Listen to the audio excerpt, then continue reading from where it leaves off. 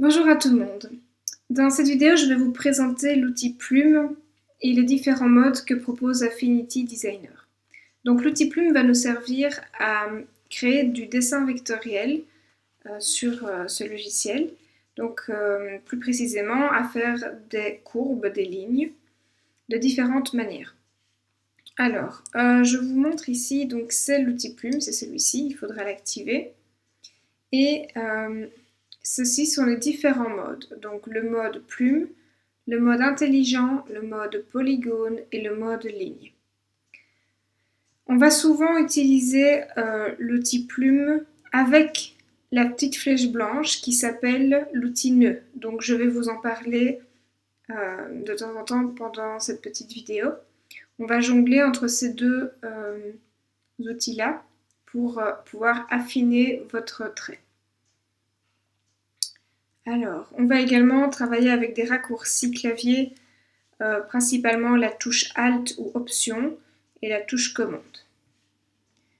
Je vais vous montrer à travers un exemple ici d'un avion. Je vais à chaque fois recopier en utilisant les modes, les 4 modes ici, pour pouvoir bien comprendre la différence. Alors, par exemple, ici, je vais commencer par ce point-ci pour pouvoir faire le contour de mon avion. Et je vais donc activer le premier mode qui est le mode le plus basique, le mode plume, celui peut-être que vous allez utiliser le plus souvent. Quand on clique avec l'outil plume et qu'on maintient le clic, vous voyez apparaître des petites poignées qui vont vous permettre de diriger le trait que vous allez créer. Si je vais mettre par exemple mes poignées dans ce sens-ci, je vais orienter mon trait dans cette direction. Si je vais par là, ce sera par là. Donc si j'ai envie de faire un angle, par exemple, comme ici, je vais devoir faire un angle, vous le voyez directement. Je peux l'orienter dans le sens inverse, par exemple, et puis cliquer à l'opposé. Je vais vous montrer, ce sera encore plus simple. Donc d'abord, je vais vous montrer ici dans le bon sens. Je vais faire un petit trait, je lâche le clic, et je fais un tracé ici. Vous voyez, j'ai fait un tout petit, tout simple, dans la bonne direction. Maintenant, vous voyez que je dois faire un angle. Donc, je vais prendre ma poignée ici et venir, en maintenant la touche Alt, orienter ma poignée sans changer mon trait que j'ai déjà fait. Donc, pour cela, je rappelle, c'est la touche Alt ou la touche Option de votre clavier. D'accord? Donc maintenant, si je vais par ici, par exemple, et que je clique ici, hop, bon, c'était peut-être un peu grand comme tracé, mais c'est pas grave, ça me permettra de montrer la suite. Vous voyez que j'ai donc un angle qui s'est créé. Alors, pour modifier cet angle, puisqu'il ne me convient pas, je vais m'aider de la touche commande. Donc, je relâche le clic, j'appuie sur la touche commande, et vous voyez que mon curseur a changé, c'était une plume, maintenant c'est une petite flèche blanche, c'est la même flèche blanche qui se trouve ici au-dessus. Donc, je recommence, là j'ai lâché ma touche, vous voyez c'est la plume, je clique dessus, c'est la flèche blanche, et donc si j'approche ma flèche blanche d'une des poignées, je vais pouvoir venir modifier, ici, vous voyez, j'ai pu modifier en appuyant sur la touche commande l'orientation de mon tracé. Ok? Alors, vous voyez ici, j'avais donc orienté ma poignée pour aller dans ce sens-là, donc je peux simplement continuer mon tracé en venant cliquer ici.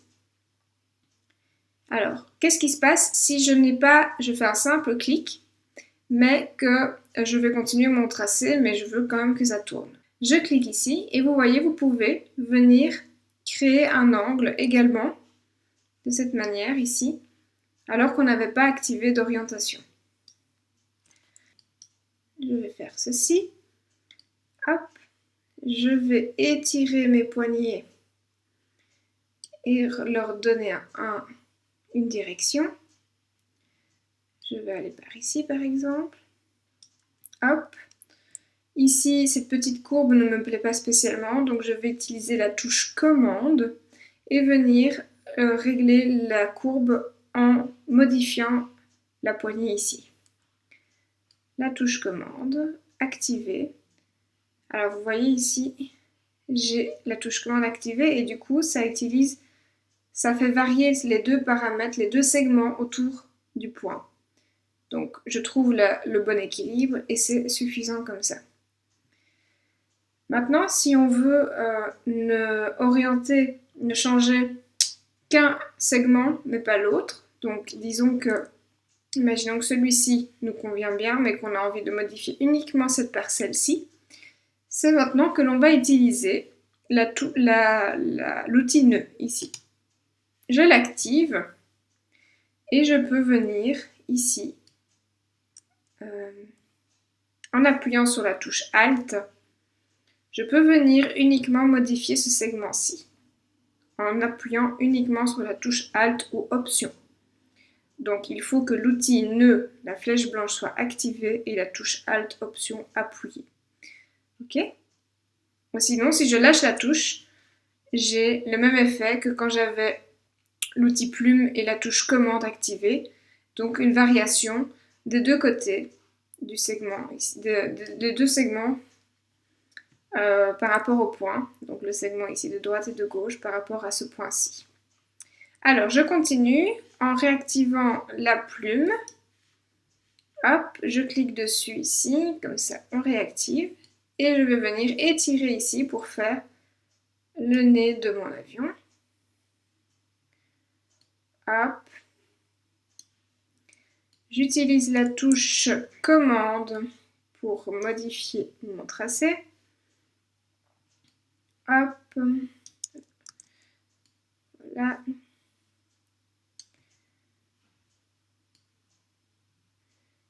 Voici. Hop. Voilà.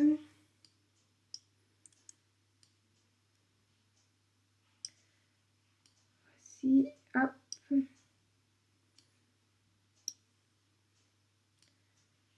Et je vais bientôt avoir fini.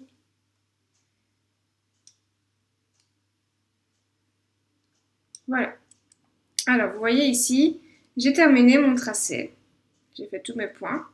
J'ai fait plus ou moins pour ne pas perdre trop de temps.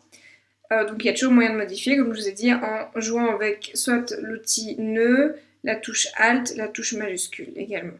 Ici, maintenant, il y a une petite astuce à connaître. Si vous voulez arrêter votre tracé, puisque vous voyez mon dessin d'avion se termine là, il va falloir appuyer sur la touche Escape ou Échappe de votre clavier.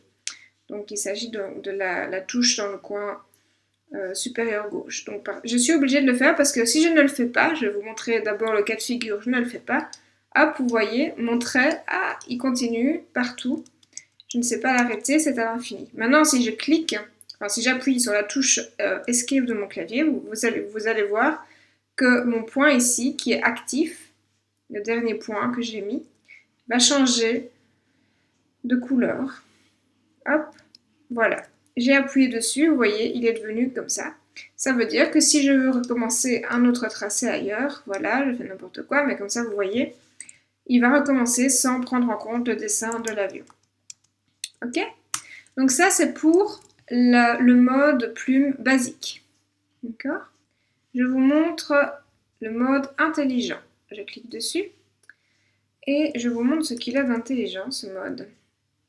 En fait, vous n'allez plus devoir étirer vos poignets pour donner une direction au tracé que vous allez faire, mais vous allez simplement faire des points aux endroits où il y a un changement de direction. Et de cette manière, le logiciel, comme vous le voyez ici, va de lui-même calculer la courbe qu'il faudrait créer pour harmoniser le trait. Alors, il y a un avantage et un inconvénient à ce mode. Disons que l'avantage, d'abord, c'est que si vous êtes pressé, vous n'avez pas le temps et vous devez vite faire quelque chose, ça peut être pratique parce que vous avez déjà vite un trait qui peut se faire en 2 secondes. Vous voyez que je vais quand même un peu plus vite que la première fois, comme premier mode. Et on a un résultat relativement correct. Après, vous pouvez de toute façon venir remodifier. Donc ça, c'est l'avantage. L'inconvénient maintenant, c'est plutôt que vous avez vraiment une marge de manœuvre beaucoup plus réduite, fatalement.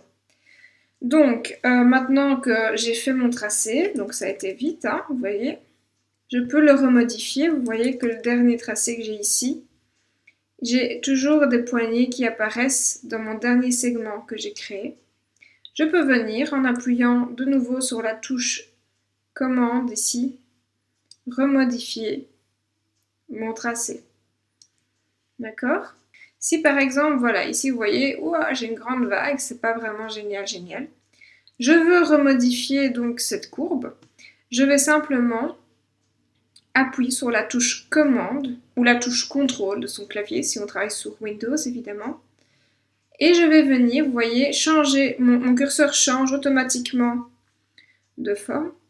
Je clique ici sur le point et je vais venir pouvoir le réadapter, le changer, le disposer autrement. Et je peux aussi venir changer les poignées qui sont ici. Et vous voyez, le trait est quand même déjà beaucoup plus harmonieux. Même chose ici. Hop. Voilà. J'appuie simplement sur la touche commande ou contrôle de mon clavier. J'utilise les poignets.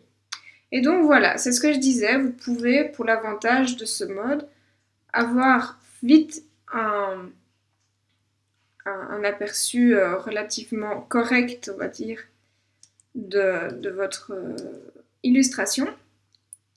Vous repassez, comme je suis en train de le faire, sur les différents points pour un peu mieux harmoniser, puisque vous êtes un humain, hein, vous avez quand même cet avantage de pouvoir avoir un œil que l'ordinateur n'a pas, de comprendre ce que vous voulez faire comme projet. Et donc, vous n'avez plus qu'à remodifier, et donc on perd un peu moins de temps, peut-être, hein, ça dépend aussi de votre manière de travailler. Mais voilà, ici, je crois que j'ai déjà bientôt fini mon avion. Ici, c'était pas mal. Voilà. Et voilà, ça c'était le premier point. Donc, je dézoome et vous voyez, au final, hein, je vais un petit peu augmenter le tracé, comme ça vous voyez bien. Alors, pour la suite, donc on a le mode maintenant polygone et le mode ligne.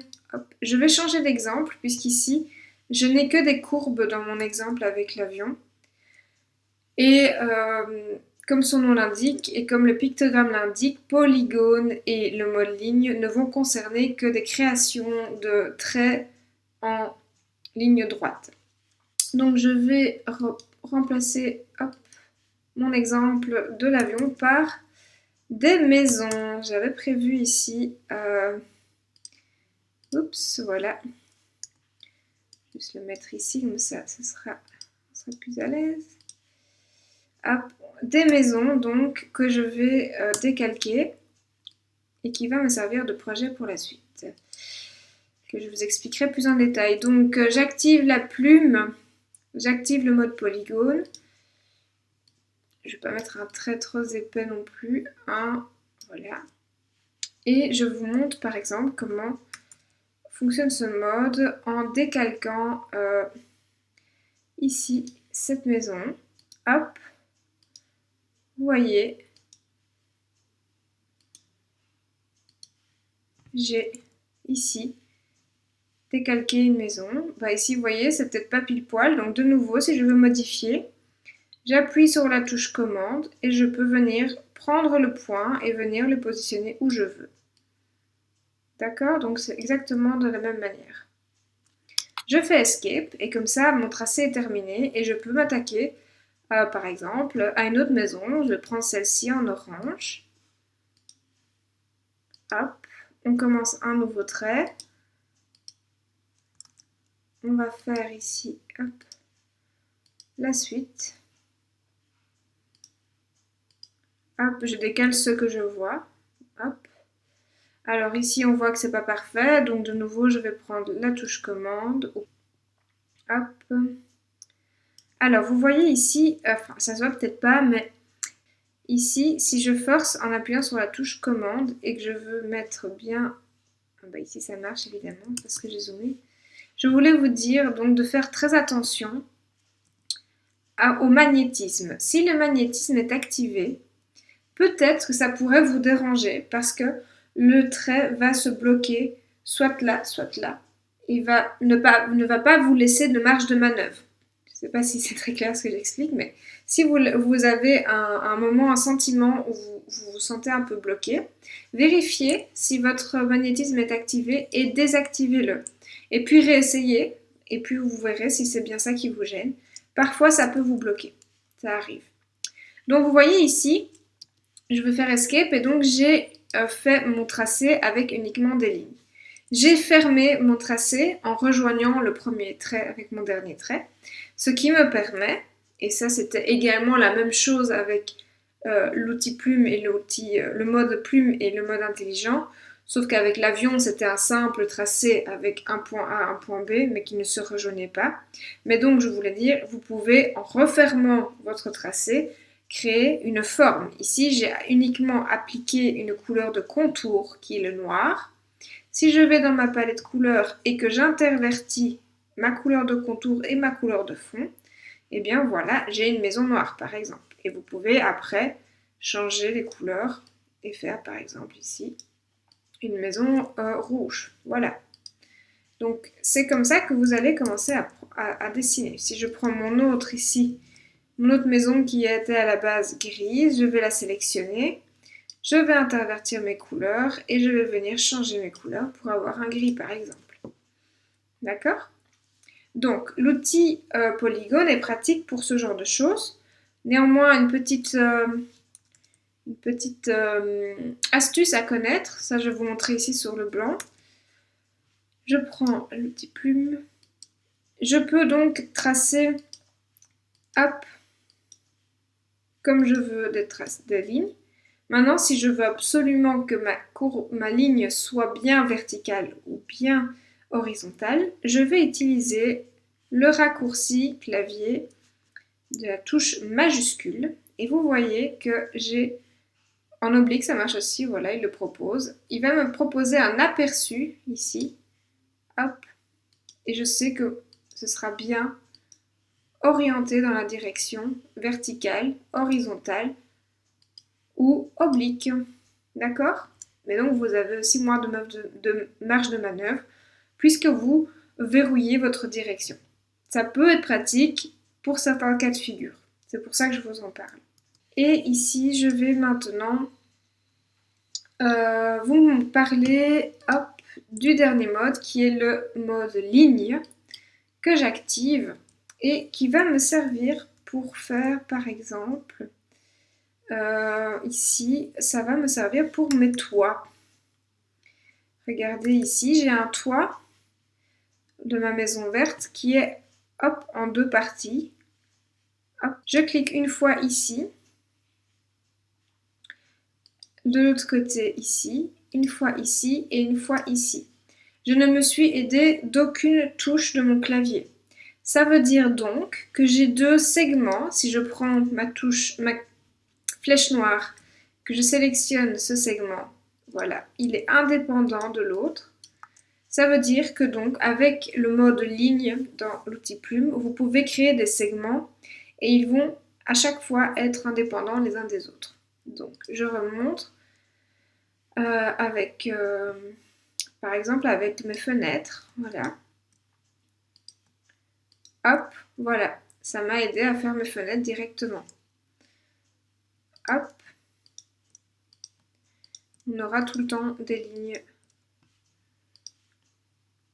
Hop. Parfaite. Et séparée. Ce qui va évidemment générer dans la palette des calques une multitude de calques. Donc il faudra bien être attentif à ça. Et par après, les regrouper pour ne pas vous perdre dans cette palette qui peut être toujours très précieuse. Ne l'oublions pas. Voilà, alors, en gros là, je vous ai vraiment bien montré donc tout ce qu'on peut découvrir avec l'outil plume. Et donc, j'aimerais juste que vous regardiez le petit exercice que je vous montre ici, qui va introduire l'exercice que je vous propose avec cet outil. Donc, il s'agit de réaliser un projet vectoriel sur base d'une photographie. Donc, j'aimerais que vous choisissiez une photo. Ça peut être, j'aimerais que ce soit une photo que vous ayez prise. Ce serait beaucoup plus personnel, évidemment. Ça peut être un visage, un bâtiment, un paysage. Vraiment, vous êtes entièrement libre. Il faut que ça vous plaise, évidemment. Et donc, j'aimerais que vous mettiez, comme j'ai fait pour ma maison ici, vous mettiez votre photo pour vous aider en opacité réduite, en arrière-plan, comme je vous l'ai déjà montré. Vous pouvez aller revoir dans la palette des calques, la vidéo sur la palette des calques, où je vous montre un petit peu comment faire pour mettre en opacité réduite. Si vous ne savez vraiment plus, n'hésitez pas à me contacter, je vous réexpliquerai. Et donc, l'idée sera de recopier, décalquer votre photographie. Ne prenez peut-être pas quelque chose de trop compliqué, évidemment. Je pense qu'il vaut mieux peut-être commencer par quelque chose de simple. Mais voilà, c'est un projet qui peut du coup, et qui va normalement être quand même assez conséquent. Donc prenez le temps de bien le faire.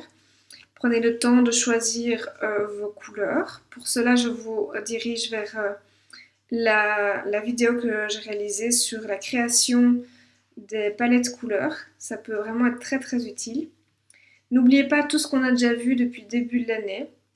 Donc sur les effets de transparence, sur les dégradés, sur l'utilisation des formes. Il y a vraiment, j'ai essayé de faire déjà toutes des vidéos là-dessus, comme ça vous pouvez aller revoir à votre aise et travailler aussi si vous en avez l'occasion de chez vous.